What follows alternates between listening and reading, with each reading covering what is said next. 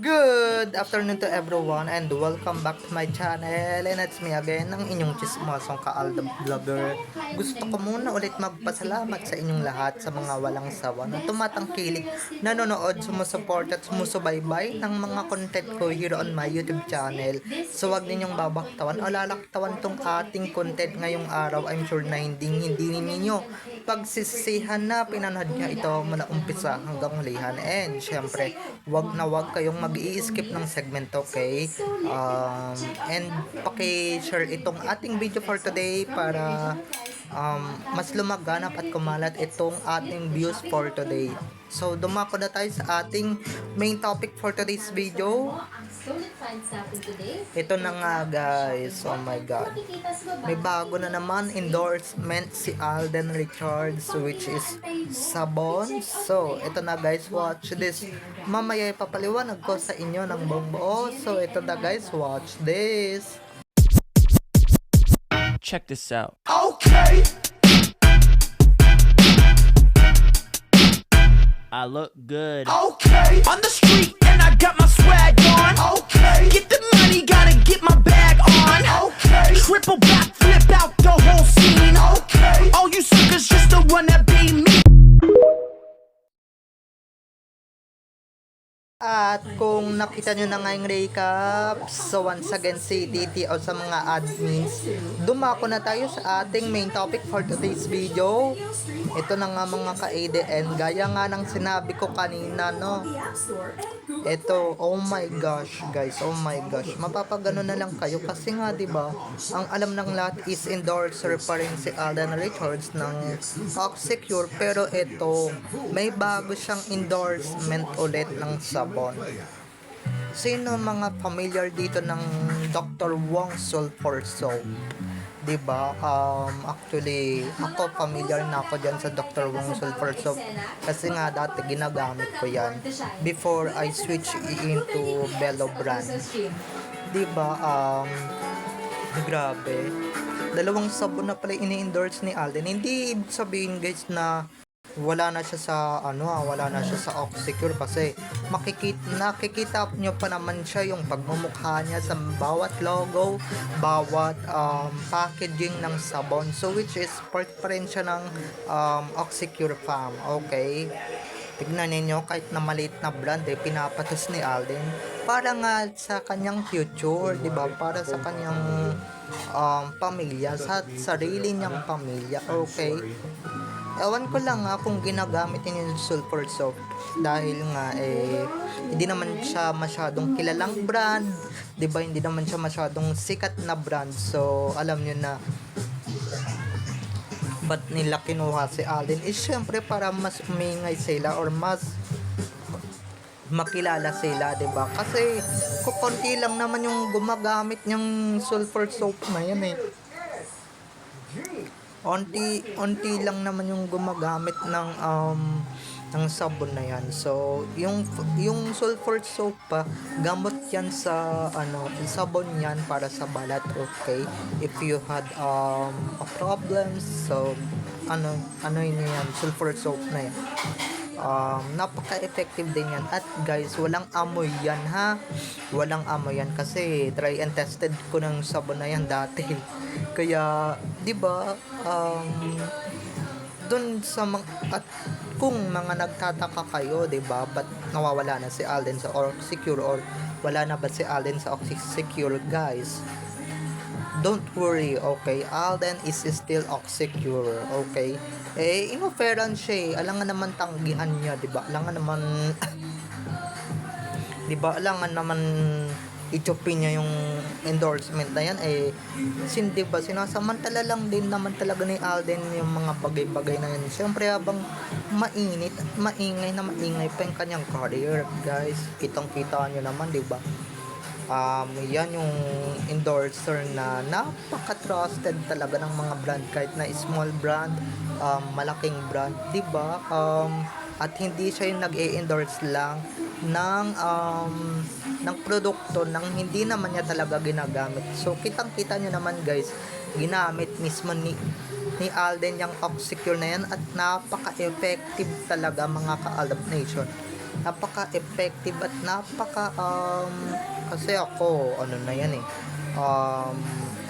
di ba, familiar naman siguro kayo sa Oxycure bukod sa Safeguard na dating ini-endorse ni Alden at bukod sa Oxycure ngayon, nako, jampak si Alden sa sabon na talagang bonggang-bongga yung mga kanyang endorsement diba? Kahit na sabihin ninyong cheap yan at sabihin ninyong nagpapakilala lang yung Oxycure, at least diba, nagpapakilala, and syempre nagiging nagiging para naman ma-familiarize kayo. Nako, for sure marami ng mga gagamit niyang sabon na yan, hindi lang ordinaryong tao, or diba, kasi si Alden talaga yung top endorser dito sa buong Pilipinas na diba, kahit hindi kilalang brand, pwede kanyang ipakilala sa buong mundo, pwede kang sumikat, diba, gaya nga nung diba, baka sabihin na naman ng iba, pati ito ba naman papatulan ni Alden, syempre malamang diba, siya nga guys, kahit na sabihin ninyong lang yan, maliit na brand lang yan, Diyos ko, malaki ang binabayad dyan, malaki yung babayad ng Oxycure dyan kay Alden, ako, diba, kaya don't judge the book by its cover nga, diba, like what I said, like we were saying, our kasabihan dito sa mundo, diba, wag tayo mang-judge na keso lang yan, keso maliit na brand, keso ganito, ganyan, diba, wag tayong manghusga.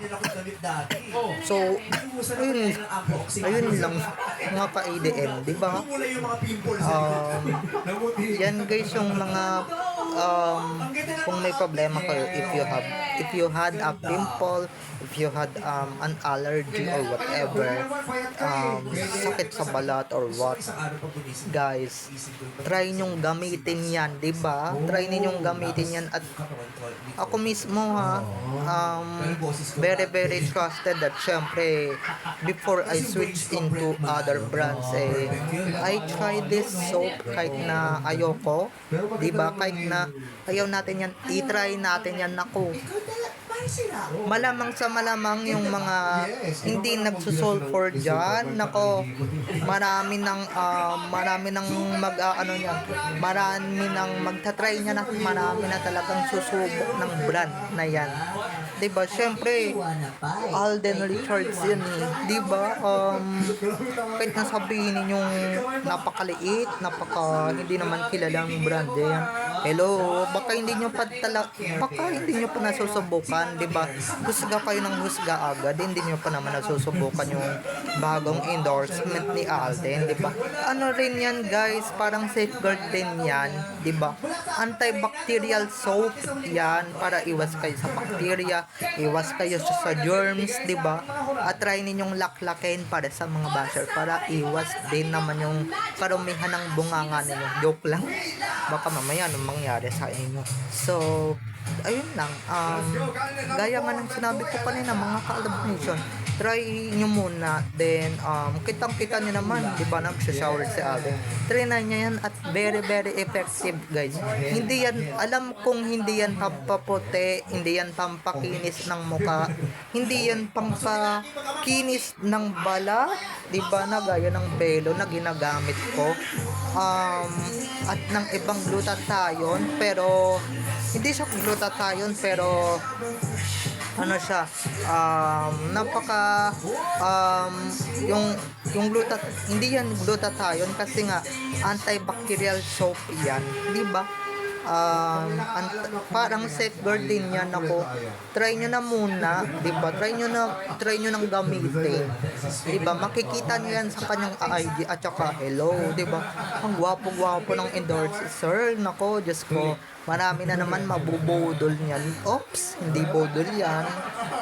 'Di ba? Marami na namang bibili niyan at papatok na naman yan sa merkado, 'di ba? Kasi mas alam natin mas kilala yung Safeguard kaysa diyan. 'Di ba? Mas kilala yung Safeguard, mas pinipilahan yung Safeguard kaysa diyan sa brand na yan. So, okay na okay yan, 'di ba? At ang dami na namang blessing ni Alden for sure. Kakaingita na naman yan at grabe, 'di ba? Sasama na naman loob ng mga kapwa niya artista, or hindi naman sasama yung loob. Basta ano lang yan, basta marami na naman mamamatay sa inggit niyan kasi nga si Alden Richards lang yung napakadaming endorsement kaliwat kanan. Yan ba yung sinasabi ninyong laos, 'di ba? Yan ba yung sinasabi ninyong hindi siya kinukuha ng mga brands? Hello, kahit nasabihin ninyong cheapest brands yung mga kumukuha sa kanya lately, guys, still it's a brand, okay? Brand pa rin yan. At syempre endorsement yan, no? Syempre kada katok ng endorsement talagang ano yan, tanggap ng tanggap, 'di ba? So, ayun lang mga ka-ADN. Okay? So, bye-bye na mga ka-ADN. I love you all. Have a nice day. Keep safe and God bless everyone. Bye-bye. I love you all. Enjoy watching. Don't forget to subscribe to my YouTube channel and don't forget to click the notification bell para pag nag-upload ako, kayo agad ang unang-unang manonotify sa aking mga susunod pang i-upload na mga videos. Okay? So, bye-bye na mga ka-ADN. I love you all. Have a nice day. Keep safe and God bless everyone. Bye-bye. I love you all. Enjoy watching. See you on the next videos. Bye-bye.